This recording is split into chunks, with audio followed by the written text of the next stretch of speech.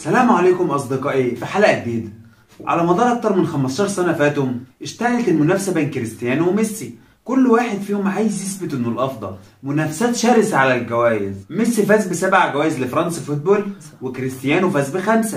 فضل الصراع مستمر بينهم لحد ما وصلنا لكأس العالم الأخير في حياة كل واحد فيهم. ومع نهاية السنة قررنا نعمل حلقة استثنائية عن النجمين ونسرد فيها أرقام وإنجازات كل واحد في نهاية السنة. لكن قبل ما نبدأ حلقتنا، لو أول مرة تشوفنا فجر اللايك العنيف واشترك في القناة وفعل زر الجرس. قدر ميسي خلال 2022 تحقيق كل أحلامه وخصوصا لقبه المونديالي. ميسي حقق كل الألقاب والجوائز خلال مسيرته، لكن كان ناقصه لقب واحد بس وهو كأس العالم. جماهير الأرجنتين كانت دايما بتتهم ميسي بالتقصير مع منتخب بلاده وإنه دايما قليل العطاء معاهم، لكن أخيرا وتحديدا بعد ما حقق لقب الكوبا في 2021 قدر يحقق اللقب الأغلى في مسيرته، لقب كأس العالم. ميسي محققش لقب كأس العالم وبس، ميسي كان أفضل لاعب في البطولة، لا وكمان وصيف الهداف، وحقق لقب الهداف التاريخي للأرجنتين في كأس العالم بعد ما قدر يتخطى باتيستوتا.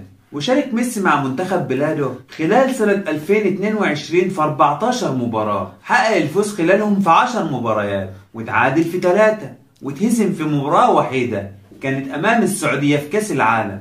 أما مع باريس سان جيرمان فلم تكن البداية كما يريد، واجه ميسي العديد من الانتقادات وخصوصا من جمهور العملاق الفرنسي في بداية السنة، وخصوصا بعد خروجه من دوري أبطال أوروبا على ايد ريال مدريد في دور ال16. ومع بداية الموسم الحالي رجع ميسي لمستواه المعهود وقدر يقدم افضل العروض في دوري الابطال والدوري الفرنسي كمان. وشارك ميسي مع باريس سان جيرمان في 2022 في 37 مباراة، سجل خلالهم 17 هدف وصنع 24 هدف في جميع المسابقات. وقدر ميسي خلال العام تحقيق 4 بطولات، الدوري الفرنسي والسوبر الفرنسي مع باريس سان جيرمان، ومع منتخب بلاده حقق كأس العالم وكأس فيناليسيما على حساب الطليان.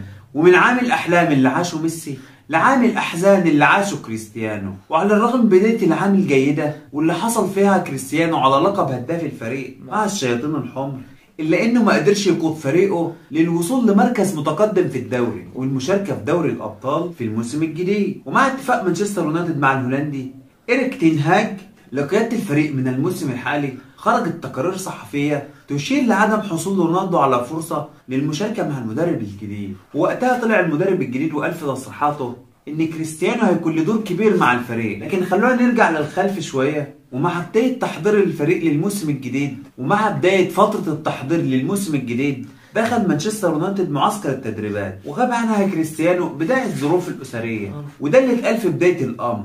لكن سرعان ما تطورت الأحداث وأكدت جميع التقارير الصحفية أن رونالدو لا يريد الإكمال مع الشياطين الحمر وأنه يبحث عن نادي آخر يلعب في دوري الأبطال. لكن بعدها رجع كريستيانو تاني للفريق وأكد أن غيابه كان بسبب ظروف أسرية. ومع بداية الموسم الجديد فضل رونالدو على دكة البدلاء، واكد المدرب الفني في اكتر من مناسبه ان السبب هو احتياج رونالدو للتجهيز البدني بسبب عدم مشاركته في الفتره التحضيريه. ومع الابقاء على مقاعد البدلاء ومنحه بعض الدقائق في نهايه المباريات بدا غضب رونالدو يخرج عن السيطره، غادر مباراه توتنهام قبل نهايه اللقاء. وكان الحوار الصحفي الشهير اللي اجراه كريستيانو مع الصحفي بيريس مورجان المسمار الاخير في نعش النجم مع الشياطين الحمر. وقبل انطلاقه كاس العالم بيومين بس خرجت إدارة نادي مانشستر يونايتد وأعلنت للجميع فسخ عقد كريستيانو بالتراضي بين الطرفين، وحط كريستيانو رونالدو كل آماله على مشاركته في كأس العالم. وبعد 3 مباريات بس لعبهم كريستيانو في قطر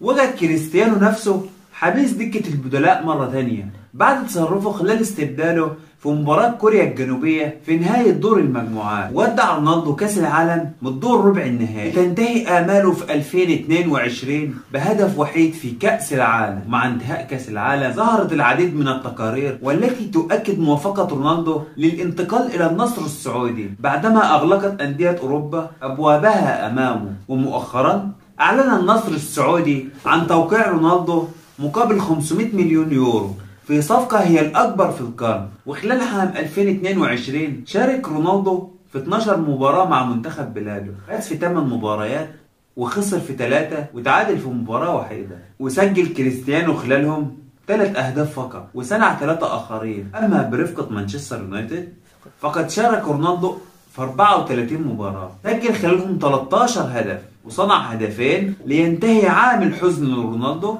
بانتقاله إلى النادي السعودي. وعلى موعد من اللقاء مع ميسي في بداية العام في مباراة ودية في منتصف الشهر الحالي. تفتكر السنة الجديدة هيكون شكلها ايه على النجمين؟ شاركنا برأيك وتوقعاتك في التعليقات، وما تنساش تشترك في القناة وتفعل زر الجرس، واشوفك الفيديو الجاي. سلام.